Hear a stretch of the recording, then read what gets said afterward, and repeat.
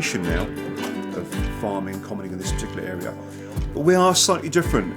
I always think we're quite something a little bit unusual in the fact that we're manorial commoners, not crown commoners. Basically, our rights came from our lords of the manor at the time. So our rights are slightly different than the crown commoners.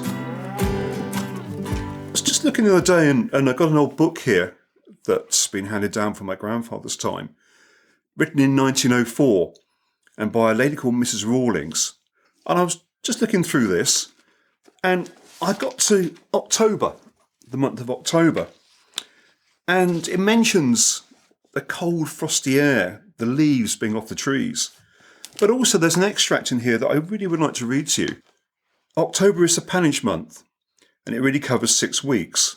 It covers the whole of October and the first fortnight in November, during which time most dwellers in the forest have the right of turning out their pigs, to run loose where they will during the daytime, for they generally return to rest in the same spot for the night. This is a happy time, for many a huge black sow, followed by a train of 10, 12 or even more little glossy black piglets, the whole party snuffling, grunting and squeaking, running races around their unwieldy parent as she waddles along, calling her offspring to her side whenever she comes across a specially rich store of scattered beech nuts, sweet chestnuts or acorns. Now, that paints a lovely picture. A couple of things spring to mind. I mean, the first one is, obviously, nowadays, seasons seem to have all slipped. We don't have those cold, frosty days during October. But one thing still stays the same, and that's been going on for generations now, is the pannage. The turning out of pigs in the autumn to eat the acorns. Our pigs are out there at the moment. They've been turned out. And my father and grandfather have done the same.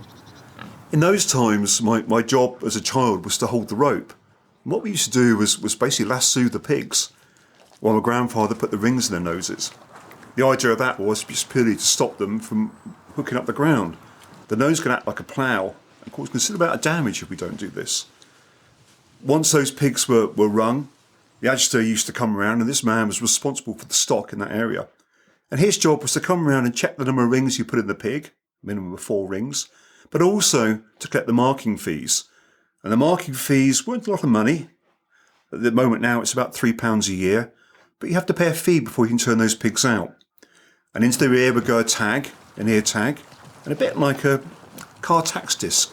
Each ear is a different colour.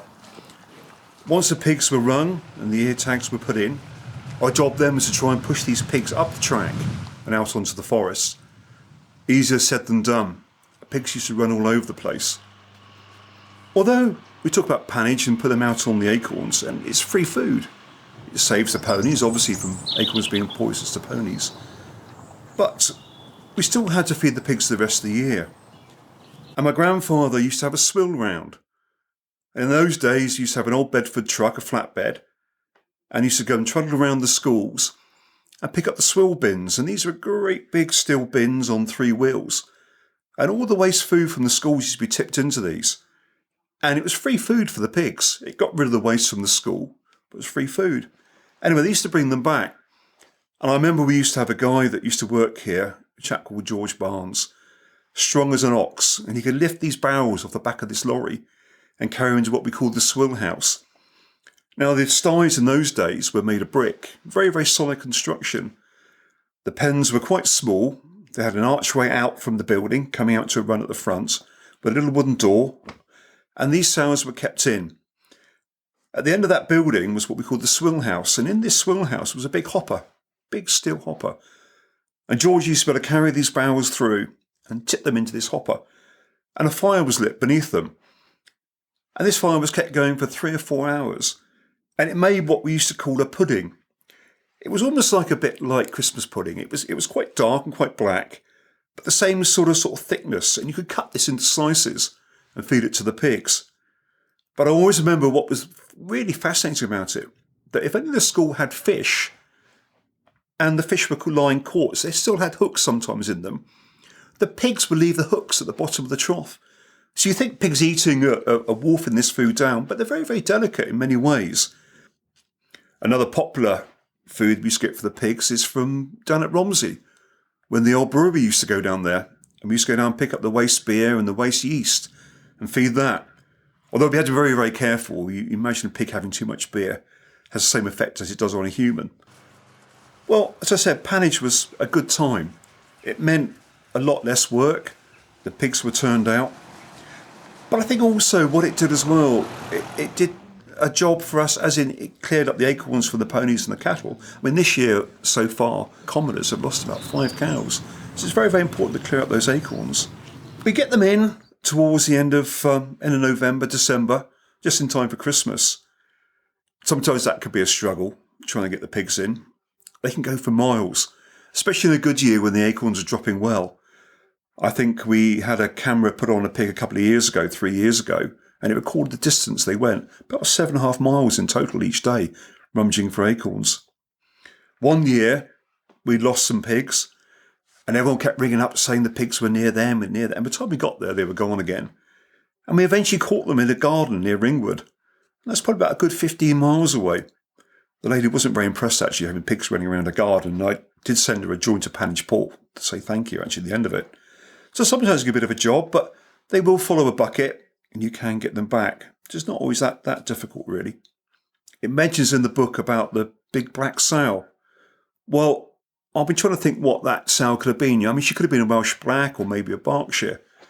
But what we do have here in Hampshire is what we call the Wessex or the Hampshire saddleback. And again, they're big black sows, but we have a white band over their shoulders. Very, very docile, and they've got a good plenty of hair on their backs, which makes it fantastic for living out in the forest. But once upon a time, every region had its own pigs. And I wouldn't be wrong in saying that there was over 80 different types of pigs in the whole of the UK. Each pig was specific to that particular area. So a Gloucester Old Spot, for example, was bred purely to live in the orchards to eat the apples. And this year we've turned out a few Oxford Sandy Blacks, and they're beautiful golden pigs with black spots on them. But again, we're going back more now to the native breeds. Traditionally, the pigs have to stay out for the full pannage season to be proper pannage. There's no point in putting them out just for a few weeks. They've got to be out there to eat those acorns and develop this flavour and this texture that's second to none. Well, the evening's starting to draw in now, and before it gets dark, I want to pop out and check the pigs. They're going to be close, and I do like to go and have a look at them every day, so I'm going to have a wander through the woods and just see if I can find them before it finally gets too dark.